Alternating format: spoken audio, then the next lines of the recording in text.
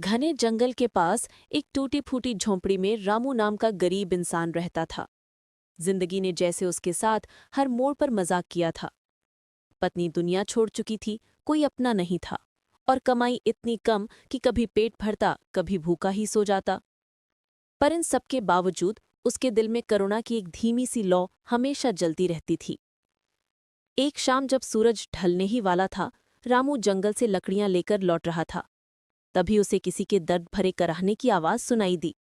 वो घबराया, पर दिल ने कहा, जाकर देख।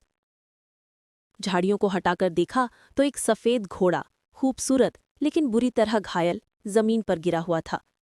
उसकी आंखें दर्द से भरी थीं, जैसे मदद की भीख मांग रही हों। रामू के दिल में मानो कोई चुभन सी उठी। उसने कांपते हाथों से घोड़े के माथे पर हाथ फेरा और बोला, डरो मत, मैं तुम्हें छोड़कर नहीं जाऊंगा। वो उसे बड़ी मुश्किल से अपनी झोंपड़ी तक ले गया।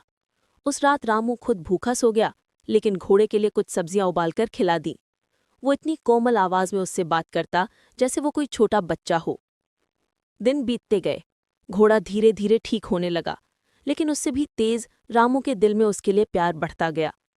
अकेलेपन में वो घोड़े से बातें करता, अपने दुख बांटता।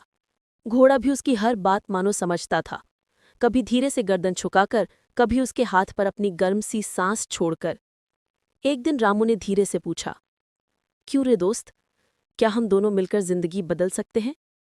घोड़े ने जैसे जवाब में सिर हिलाया। उस पल दोनों के बीच एक ऐसा अटूट रिश्ता बन गया जिसे कोई समझ नहीं सकता था। गांव में मेलों की घोषणा हुई, जिसमें घुड़दौड़ भी थी। रामू को लगा कि शायद भाग्य एक बार उसकी ओर मुस्कुराना चाहे। उसने अपने साथी घोड़े से कहा, तू जीतने के लिए नहीं दौड़ना, बस मेरे सपने को सहारा देना। घोड़े ने जैसे उसकी आंखों में झांक कर कह दिया, तुम्हारे लिए जान भी दे दूंगा। दौड़ शुरू हुई। अमीरों के मजबूत सजे संवरे घोड़े आगे बढ़ गए। रामू का घोड़ा थोड़ा पीछे था, लेकिन उसकी आंखों में वो दर्द था जो किसी को पीछे नहीं रहने देता। वो दर्द जिसने उसे जंगल में मरने के लिए छोड़ दिया था, और वो प्यार जिसने उसे जीना सिखाया था। अचानक घोड़े ने रफ्तार पकड़ी। वो हवा से बातें करता हुआ आगे बढ़ने लगा। लोग दंग रह गए। अंत में सबको पीछे छोड़ते हुए वो सबसे पहले फिनिश लाइन पार कर गया। रामू की आंखों में आंसू आ गए। उसने घोड़े को गले लगाकर रोते हुए कहा,